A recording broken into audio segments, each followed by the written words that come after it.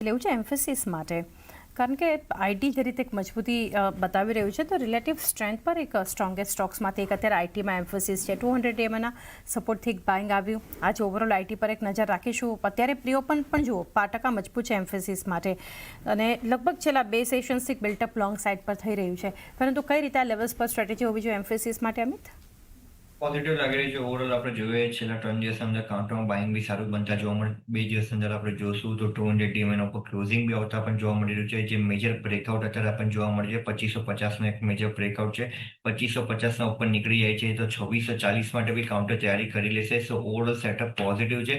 એનાથી જે વીકલી અને મંથલી આપણે જોશું તો મંથલી ફ્રન્ટ પર બી આપણે જોઈ રહ્યા છે કે છેલ્લા 4 મહિનાથી કાઉન્ટર કન્સોલિડેશન રેન્જમાં ચાલતા પણ જોવા મળી. કન્સોલિડેશન રેન્જનું બી બ્રેકઆઉટ આવતા પણ જોવા મળ્યું છે. જેના લીધે આપણે જોશું તો વીકલી મંથલી ફ્રન્ટ પર બી આપણને કન્ફર્મેશન બનતા જોવા મળી રહ્યું છે લોંગની પોઝિશન ક્રિએટ કરવા માટે. સો કાઉન્ટર પોઝિટિવ લાગી રહ્યો છે. 2640 માટે લોંગની પોઝિશન ક્રિએટ કરી શકાય.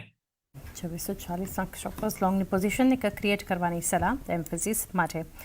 એક વ્યૂ નાલ્કો માટે, અમિત, ત્યાં પણ એક બહુ સ્ટ્રોંગ મોમેન્ટમ નાલ્કોમાં પણ છે અને સતત 10 દિવસથી આપણને આ સ્ટોક ખરીદારી બતાવી રહ્યું છે. ગઈકાલે 100 DMA ઉપરનું એક બ્રેકઆઉટ રહ્યું છે સ્ટોકમાં અને અત્યારે પ્રી ઓપનમાં પણ જોઈએ તો એક મજબૂતી 2%ની છે નાલ્કો માટે. એક વ્યૂ લઈએ.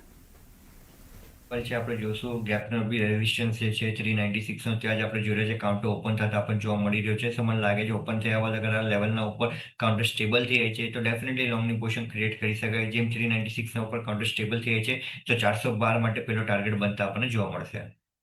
12ના એક લેવલ્સ અહીંયાથી ખાસ ધ્યાનમાં રાખી શકો છો નાલ્કો.